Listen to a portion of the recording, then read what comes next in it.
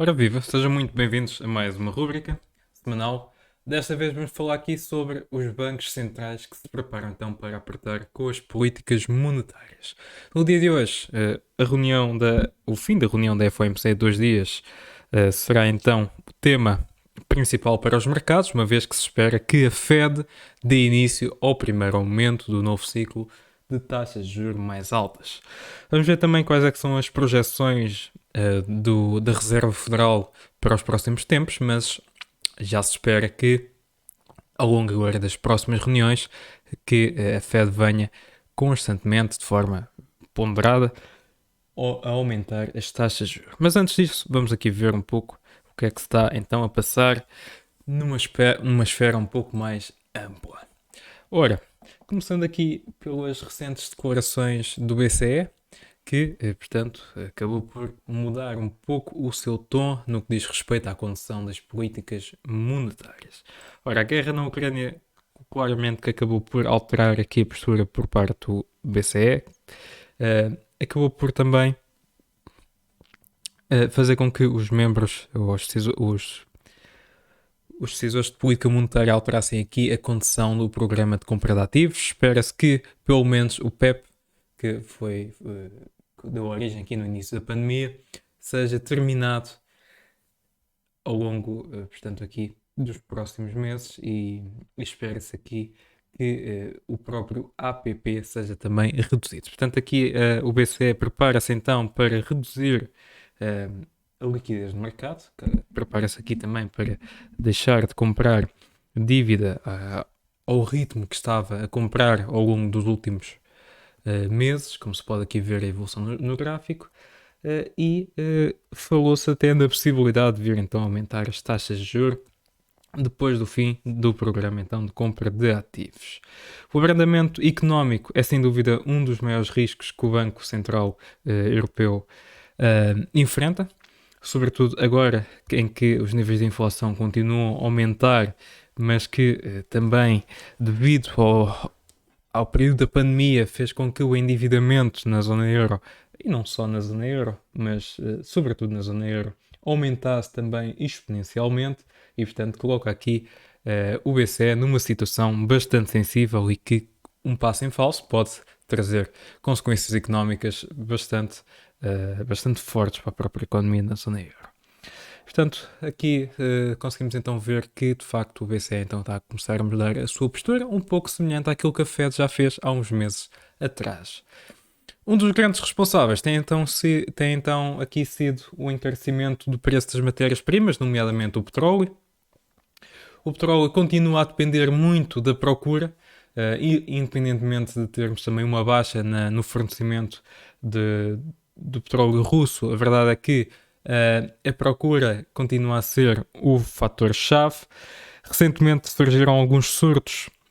de novos casos de Covid na China que provocaram aqui novamente medidas de confinamento em grandes cidades e que fez com que também que os preços do petróleo recuassem significativamente, embora também as negociações em torno da guerra com a Ucrânia e com a Rússia parece que também começam a dar alguns sinais positivos e, portanto, espera-se também que exista a possibilidade a curto prazo para um possível entendimento ou um eventual também cessar-fogo no lado da Rússia. Portanto, acaba por pesar tudo nas cotações do petróleo. Apesar disso, vemos também que portanto, o petróleo continua bastante volátil, bastante exposto a tudo aquilo que se passa então no lado geopolítico e também no lado da oferta e da procura. Portanto, aqui claramente que continua a ser um ponto-chave. O Goldman Sachs disse recentemente que o petróleo, ou o preço do petróleo, poderá só abrandar se de facto existir um choque na procura, portanto, se houver uma queda drástica na procura, o que, de certa medida, faz sentido se observarmos aquilo que aconteceu então há relativamente poucos dias, com os novos surtos de Covid na China, que contribuíram para a redução do preço tanto do Brent como do crudo. No entanto, a OPEC continua a não querer intervir, portanto, continua a manter as políticas monetárias, as políticas de produção inalteradas, embora exista agora algumas pressões por parte de países ocidentais, como no Reino Unido, onde Boris Johnson irá então reunir com a Arábia Saudita para discutir um eventual aumento da produção. Ora, se formos aqui a ver entre os membros da OPEC, conseguimos ver também quais são aqueles que têm contribuído mais e aqueles que têm contribuído menos. Portanto, aqui também o facto de termos o primeiro-ministro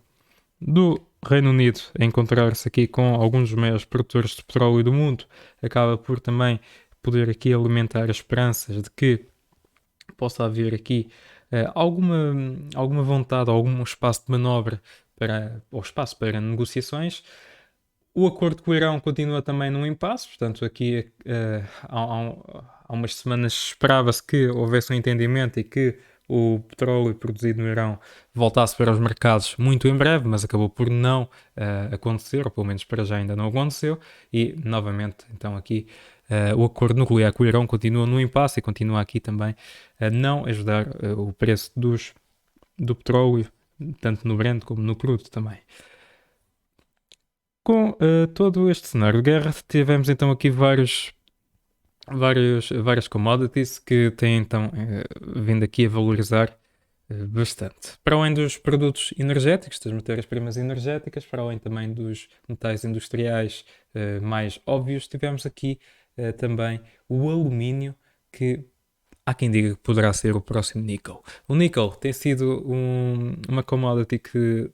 em apenas 2 semanas valorizou quase 200% e é fundamental na produção de baterias. Isso leva a um aumento também dos preços na produção de baterias e eventualmente também o aumento dos preços dos próprios veículos que são comercializados, portanto, novamente, contribui também para a inflação. Mas o alumínio, sendo a Rússia um dos principais países produtores de alumínio, está também sujeito a estas valorizações. Embora este ano só, entre aspas, só tenha subido 20%, a verdade é que o alumínio tem-se comportado de forma relativamente menos volátil em comparação com outros metais industriais. Se formos aqui a ver o gráfico, conseguimos ver aqui a evolução do preço, conseguimos ver também os momentos em que ocorreram os choques nos preços do alumínio, que depois provocou também, depois da grande recuperação, acabou por provocar também um recuo acentuado. Ora, aqui os preços continuam então dependentes também das tensões geopolíticas, o facto de as sanções estarem a aumentar cada vez mais na esfera russa. A própria Rússia hoje deverá entrar em cumprimento do pagamento da sua dívida, portanto aqui claramente a refletir-se já as fortes sanções que o país tem sofrido e portanto dado também aqui toda a guerra que está a ocorrer na Ucrânia, os países ocidentais têm apertado muito com a economia russa. A economia russa de facto está bastante frágil e hoje, por exemplo, já se nota o quão frágil a economia está. Portanto, aqui o preço do alumínio está naturalmente sujeito a novas valorizações se o conflito se intensificar, embora as últimas notícias apontem para uma melhoria significativa das negociações e também do sentimento do próprio mercado. Ora, hoje temos então a Fed a anunciar a primeira subida sobre as taxas de juros depois das políticas monetárias mais expansionistas. A Fed prepara-se então para aplicar medidas mais restritivas em termos da condução das políticas monetárias. O programa de compra de ativos tem vindo a ser reduzido e espera-se que termine então agora muito em breve e que, portanto, agora está na altura de assistirmos então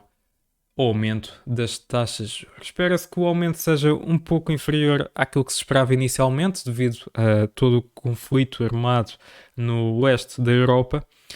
e em vez de se esperar um aumento de 50 pontos base, espera-se agora um aumento para o mínimo que é possível, portanto, para os 25%, para os 25 pontos base.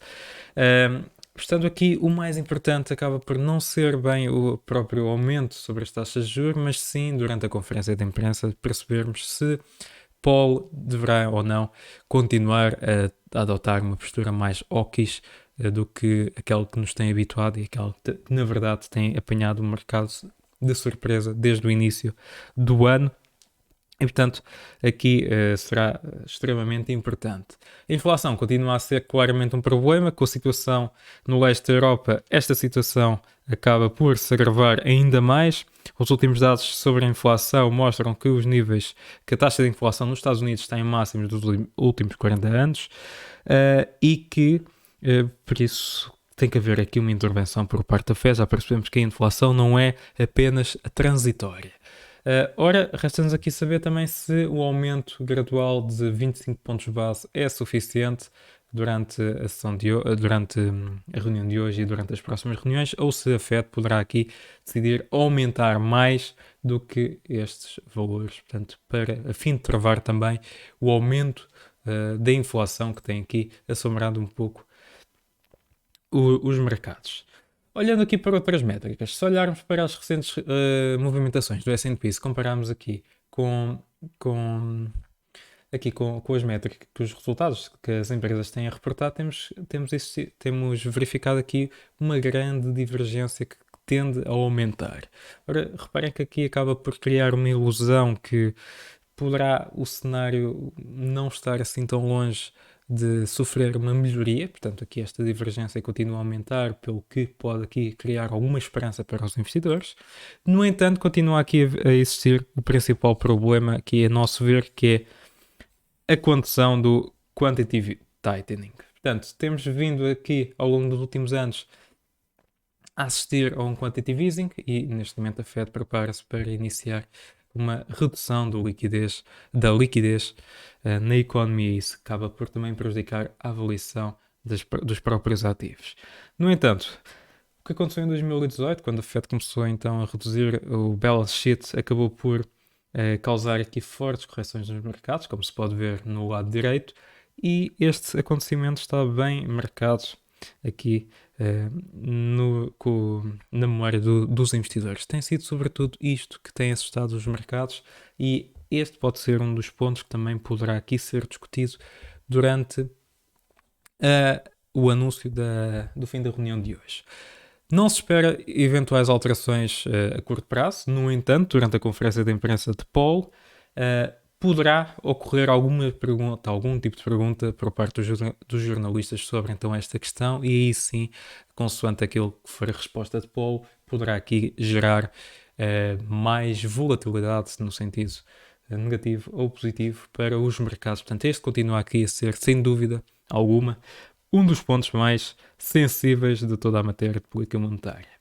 Portanto, hoje, às 6, uma hora mais cedo, uma vez que a hora nos Estados Unidos já alterou,